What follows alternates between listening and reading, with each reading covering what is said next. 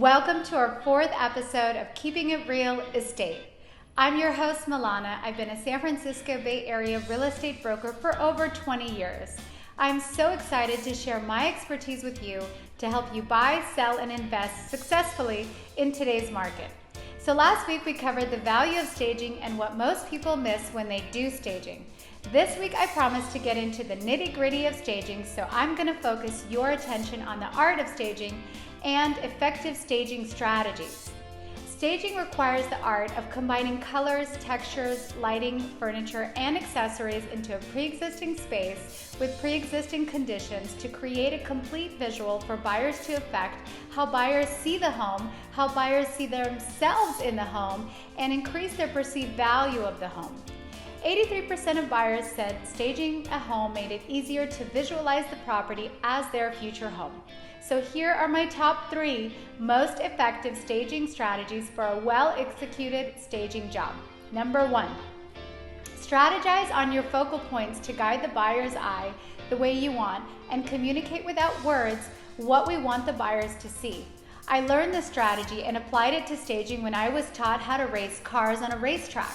My coach had me stare at the apex and had me floor the gas as hard as possible until the apex point. The apex point was the point at which I would shift the direction of the car and essentially make a turn, focusing on the next apex point. When I work with stagers to present a home for sale, we create focal points that drive the direction of the human eye instinctively from the moment they step in the home and communicate the worthy perks without saying a word. The focal points can be driven to pre-existing amenities such as a fireplace or a pool, in which case the staging is neutralized to point to that. Or the focal point can be created by a colorful art piece or furniture that is placed in a neutral setting. Number 2, staging should not mimic real life, but rather focus on accentuating the positives and distracting from the negatives. One of the many myths of staging is that staging must mimic how people live. That's simply not the case.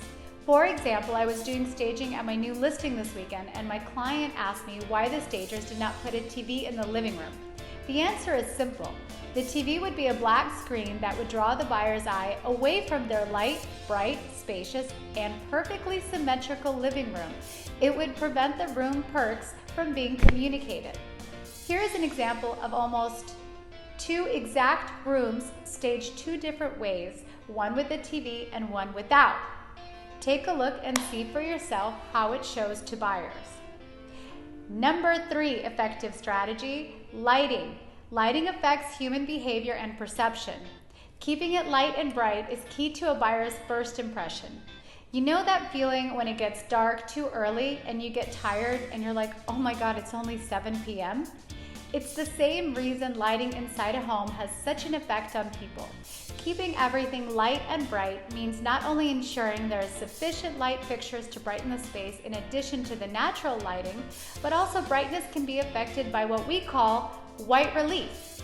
The color white brings brightness into a space, so if the space is not bright enough itself or doesn't have white walls, staging can integrate white relief into the space. These 3 strategies will determine how stagers use color, texture, lighting, furniture, and accessories. Again, staging done right can make the difference of tens of thousands of dollars to hundreds of thousands of dollars.